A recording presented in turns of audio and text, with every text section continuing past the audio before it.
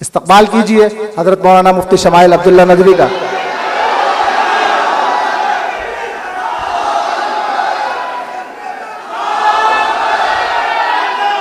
میں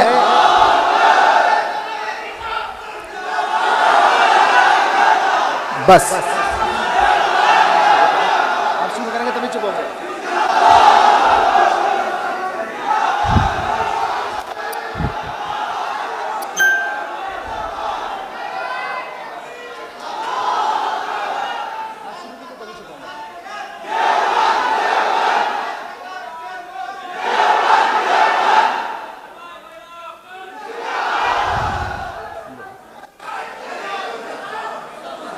الحمد لله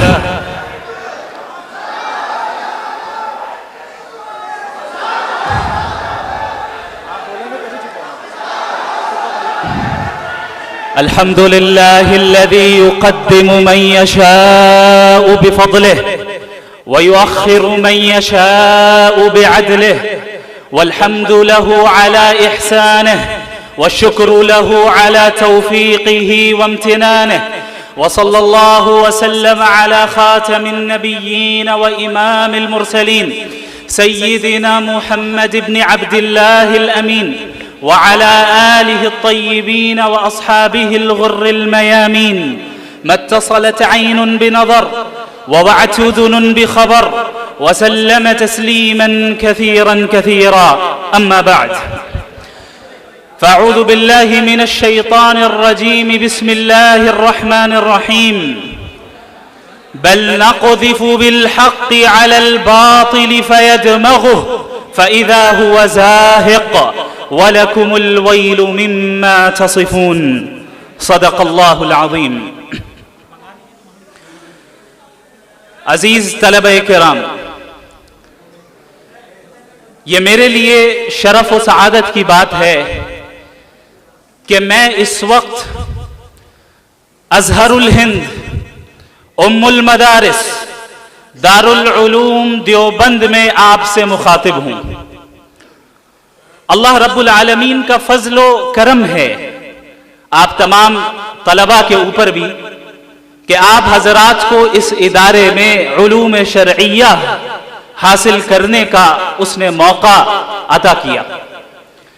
یہ وہ ادارہ ہے جو فکر نانوتوی کا حامل ہے، اور فکر نانوتوی کے حاملین وہ ہیں جنہوں نے دنیا کے مختلف ممالک میں رہ کر انسانی زندگی کے ہر شعبے میں دین اسلام کی اشاعت اور دفاع کا خدمت انجام دی اور ابھی بھی دے رہے ہیں.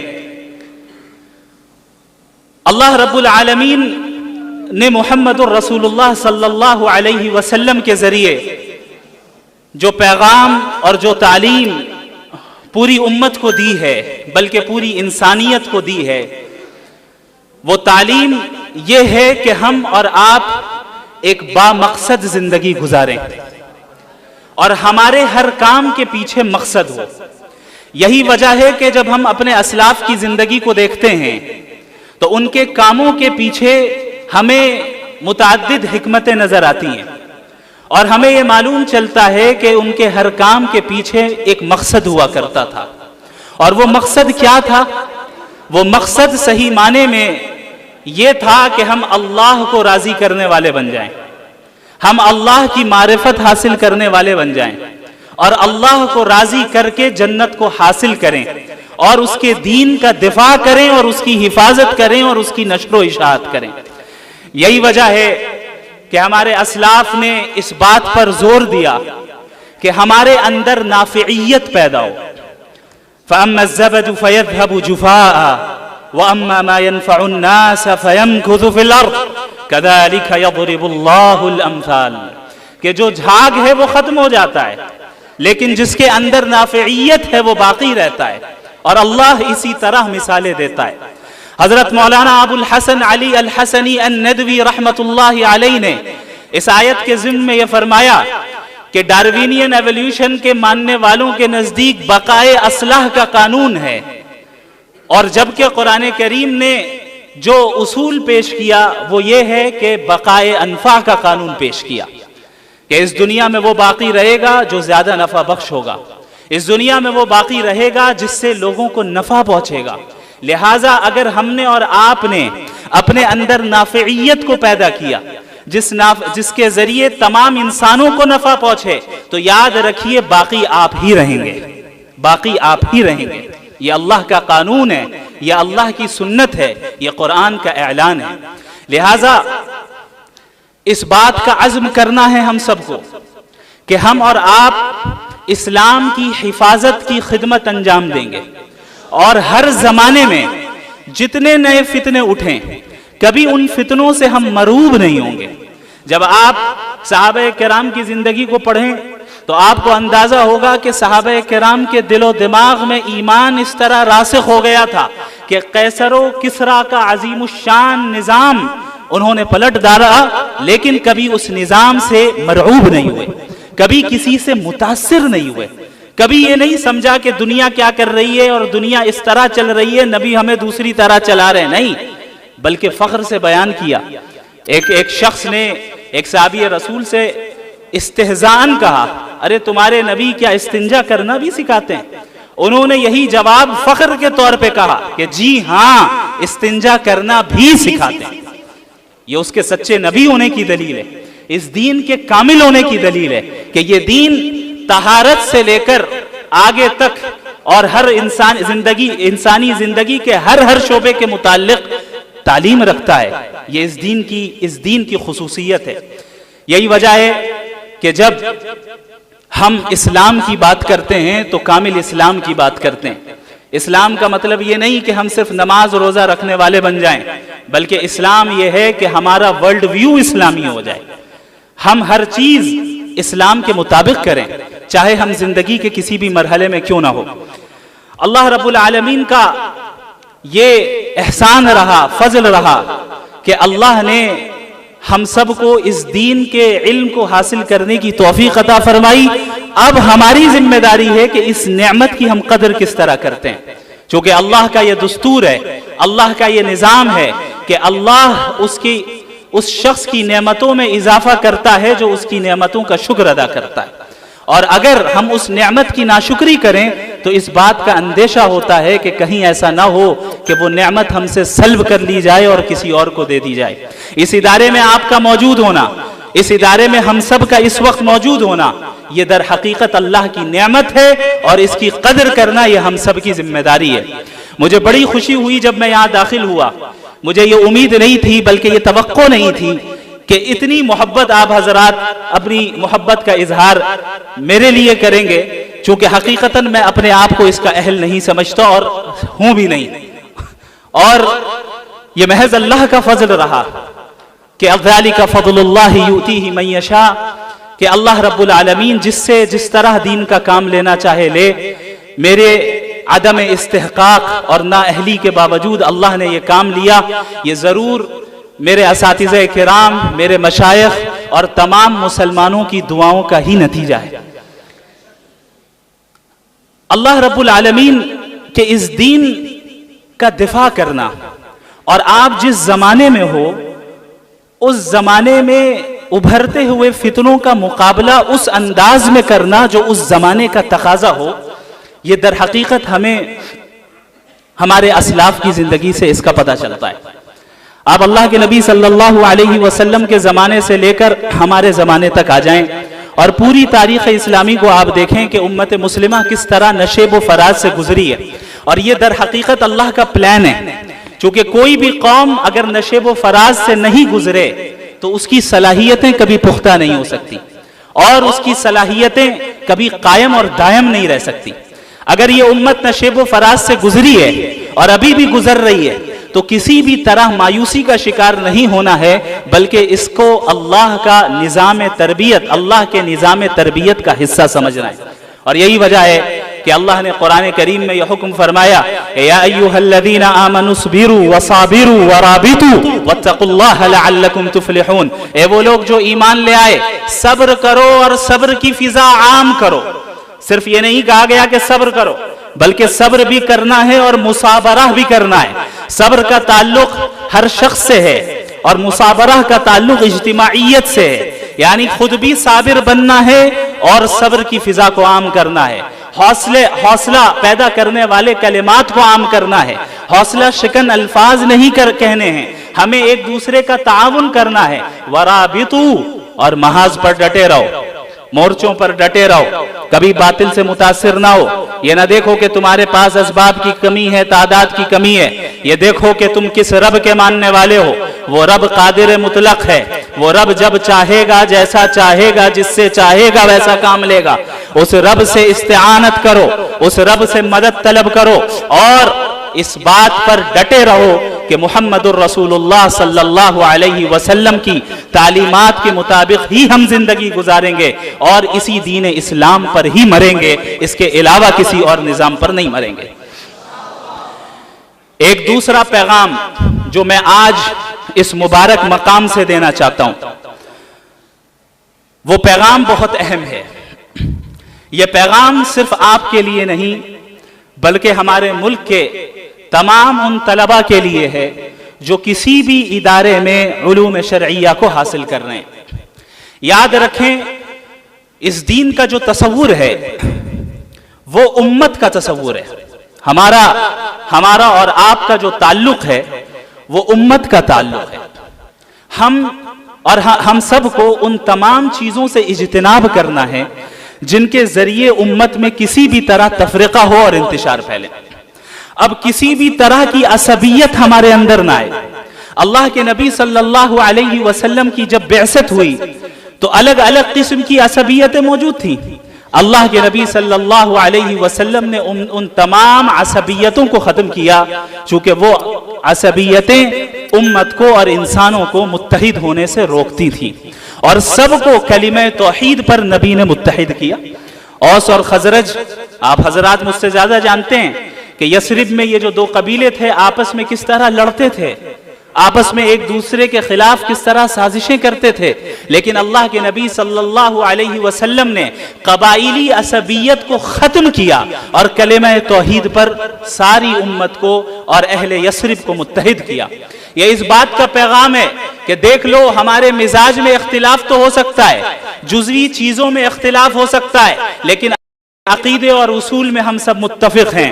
لہٰذا یہ چیز میں کھل کر کہنا چاہوں گا تمام لوگوں سے جو یہاں موجود ہیں اور ان طلباء سے بھی جو کسی بھی ادارے سے تعلق رکھتے ہیں، ایک نئی قسم کی وبا عام ہے. وہ وبا ہے ادارے کی عصبیت.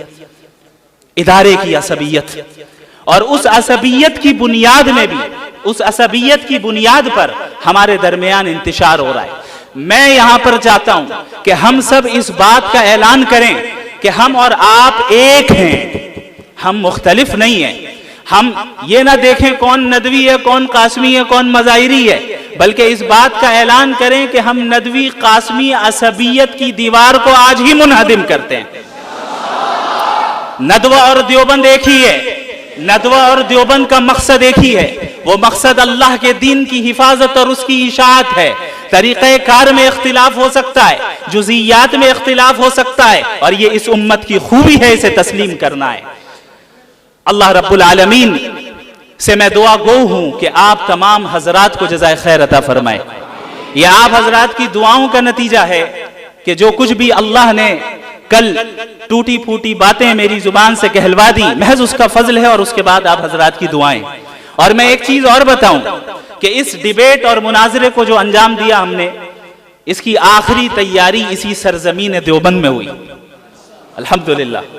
اور جو بھی ہمیں کامیابی حاصل ہوئی، اللہ کا فضل، آپ حضرات کی دعائیں، اور بالخصوص حضرت مفتی یاسر ندیم الواجدی دامت برکاتہم العالیہ کی توجہ ہے خاص اور ان کی تربیت کا نتیجہ رہا کہ ہم اس مرحلے سے کامیابی کے ساتھ گزر گئے. حضرت مولانا رحمہ اللہ حفظہ اللہ تعالی، رحمہ اللہ لغوی اعتبار سے کہنا صحیح ہے، اللہ ہم سب پر رحم کرے، ہم سب پر رحم فرمائے. حضرت مولانا حفظہ اللہ تعالی سے میں نے، جو ہمارے وہ شخص تھے جن کے ساتھ مناظرہ ہوا، جب میں نے یہ ارادہ کیا کہ انہیں اس مناظرے کی دعوت دینی چاہیے تو سب سے پہلے میں نے جنہیں فون کیا وہ مفتی صاحب تھے، اور مفتی یاسر ندیم الواجدی صاحب سے میں نے مشورہ کیا اور ان سے پوچھا کہ حضرت آپ کی کیا رائے ہے، کیا یہ قدم اٹھانا چاہیے یا نہیں؟ حضرت نے ہمت افزائی کی اور اجازت دی کہ آپ ضرور یہ کام کریں، انشاءاللہ خیر ہوگا۔ اور اس وقت سے لے کر ابھی تک مسلسل حضرت نے میرا تعاون کیا اور میری مدد کی۔ جو فکر میں ندوۃ العلماء سے لے کر آیا تھا کہ مغربی تہذیب کے خلاف کام کرنا ہے، اور حضرت مولانا ابو الحسن علی ندوی رحمہ اللہ کی تحریروں سے جو فکر مجھے حاصل ہوئی، کیونکہ آپ سب کو معلوم ہونا چاہیے کہ حضرت مولانا علی میاں ندوی رحمہ اللہ اکثر مغربی تہذیب کے خلاف لکھتے تھے، اور اکثر یہ کہتے تھے کہ اس زمانے کا سب سے بڑا فتنہ ہے، اس کا مقابلہ کرنا چاہیے۔ یہاں تک کہ انہوں نے یہ جملہ کہا کہ مجھے یقین ہے کہ اگر آج ابو حنیفہ زندہ ہوتے، امام مالک زندہ ہوتے، امام شافعی زندہ ہوتے، امام احمد بن حنبل رحمہم اللہ اجمعین زندہ ہوتے، تو تھوڑی دیر کے لیے شاید فقہ کی تدوین کو بھی روک دیتے اور مغربی تہذیب کے رد پہ لگ جاتے۔ یہ اللہ کا فضل ہے کہ اللہ رب العالمین نے دارالعلوم دیوبند کے فارغ اور ملک کے بلکہ عالمی سطح کے معروف اسکالر جناب مفتی یاسر ندیم الواجدی کا انتخاب فرمایا کہ وہ اس محاذ پر ایک پوری ٹیم تیار کریں۔ لہذا ندوۃ العلماء سے فراغت کے بعد میں نے حضرت مفتی صاحب کے پاس تحافظ الملاحدہ کا کورس کیا، اور یہ جو 2 سالہ کورس تھا، در حقیقت اس کورس کے ذریعے سے ہی راستے ہموار ہوئے اور مجھے پتا چلا کہ جو فکر میرے اندر ہے اس کو عملی جامہ کیسے پہنانا ہے۔ اللہ رب العالمین انہیں جزائے خیر عطا فرمائے۔ میں اکثر کہتا ہوں کہ حضرت کا احسان میرے اوپر اتنا زیادہ ہے کہ جس طریقے سے امام ابو یوسف کے لیے ابو حنیفہ تھے، جس طریقے سے ابن قیم کے لیے ابن تیمیہ تھے، ٹھیک اسی طریقے سے میرے لیے حضرت مفتی یاسر ندیم الواجدی دامت برکاتہم العالیہ ہیں۔ اللہ رب العالمین ان کی عمر میں برکت عطا فرمائے، ان کے فیض کو عام فرمائے، ان کو صحت عطا فرمائے، اور ان کی نگرانی میں ہم سب کو کام کرتے رہنے کی توفیق عطا فرمائے۔ کچھ دنوں سے میں یہ سوچ رہا تھا کہ آخر کیا وجہ ہے کہ ان صاحب کے ساتھ مناظرہ کرنے کے لیے اللہ نے میرا انتخاب کیا۔ کیا ہی بہتر ہوتا کہ حضرت مفتی یاسر ندیم الواجدی صاحب مناظرہ کر رہے ہوتے۔ تو بڑے غور و فکر کے بعد یہ بات میرے ذہن میں آئی کہ شاید اللہ رب العالمین کو حضرت مفتی یاسر ندیم الواجدی کو ایسے مقام پر فائز کرنا تھا جہاں سے وہ یہ کہہ سکے کہ بھائی تجھ سے تو میرا شاگرد ہی نمٹ لے گا۔ الحمدللہ I love you too. بارک اللہ فیکم۔ انشاءاللہ تعالی یہ سلسلہ دین کی حفاظت کا جاری رہے گا، اور آپ حضرات کو دیکھ کر یہ امید کرتا ہوں اور یہ مجھے احساس ہوتا ہے کہ انشاءاللہ آپ میں سے ہر ایک فرد جدید فتنوں کا مقابلہ کرنے کے لیے تیار ہوگا۔ جتنے فتنے سر اٹھائیں گے انشاءاللہ ہر گھر سے شمائل اٹھے گا انشاءاللہ۔ جتنے بھی فتنے اٹھے انشاءاللہ اس دین کی حفاظت کرنے کے لیے ہر صدی میں رجال اللہ کھڑے ہوں گے۔ جس طرح ہر زمانے میں ایسے رجال اللہ کو اللہ نے پیدا کیا کہ وہ اپنے اپنے زمانے کے فتنوں کو انہوں نے کچل کر رکھ دیا اور ان زنجیروں کو توڑ کر رکھ دیا، اس زمانے میں اللہ رب العالمین نے مغربی تہذیب کے فتنے کے مقابلے کے لیے جس جماعت کا انتخاب کیا ہے اس کی ابتدا کے لیے اللہ رب العالمین نے حضرت والا کا انتخاب فرمایا ہے۔ اللہ رب العالمین ہم سب کو توفیق دے، دین پر قائم رہنے کی توفیق دے، علوم شرعیہ کو سمجھنے کی توفیق دے، اس پر عمل کرنے کی توفیق دے۔ اور ایک چیز میں اور بتاتا ہوں اور اس کے بعد میں اپنی بات مکمل کروں گا انشاءاللہ۔ اس ادارے میں رہتے ہوئے آپ اپنے اساتذہ کی قدر کر لیں، اپنے اساتذہ کا احترام کر لیں. یاد رکھیں جو دعائیں آپ اپنے اساتذہ سے اس وقت حاصل کر لیں گے ان کے نتائج آپ اپنی موت تک دیکھیں گے اور موت کے بعد بھی انشاءاللہ دیکھیں گے. میں فخر کے طور پر نہیں بلکہ تحدیث بالنعمت کے طور پر یہ بات بتاتا ہوں، صرف اس لیے کہ آپ کو اس بات پر ترغیب دلاؤں کہ اپنے اساتذہ کی قدر کس طرح کرنی چاہیے. جب میں ندوۃ العلماء میں پڑھتا تھا تو حضرت مولانا سعید الرحمن الاعظمی دامت برکاتہم العالیہ محتمم دارالعلوم ندوۃ العلماء کے گھنٹے میں اکثر میں اس چیز کی کوشش کرتا تھا کہ میں ایسی جگہ پر بیٹھ جاؤں کہ حضرت جب کتاب پڑھا کر اٹھیں اور باہر کی طرف جائیں تو حضرت کو جوتے میں پہناؤں. لہٰذا بعض طلبہ کے درمیان مسابقہ ہوتا تھا کہ کون دروازے کے قریب بیٹھ رہا ہے. میں وقت سے پہلے آتا تھا، وہاں بیٹھ جاتا تھا، اور یہ سلسلہ پورے سال رہا. جب ان کی کلاس ہوتی ان کا درجہ لگتا میں انہیں جوتے پہناتا. حضرت نے پورے سال کچھ نہیں کہا. سال کے اخیر میں جب میں فارغ ہو رہا تھا حضرت نے یہ جملہ کہا کہ آپ نے مجھے جوتے پہنانے کی ذمہ داری آپ نے ہی لے لی ہے. میں دعا کرتا ہوں اللہ آپ کے ذریعے سے اس دین کا علم مشرق و مغرب میں پھیلائے گا. میں سمجھتا ہوں کہ یہ جو کچھ بھی کام کل ہوا یہ میرے اساتذہ کرام کی دعاؤں کا نتیجہ ہے. میرا اس میں کوئی دخل نہیں، کوئی بھی دخل نہیں.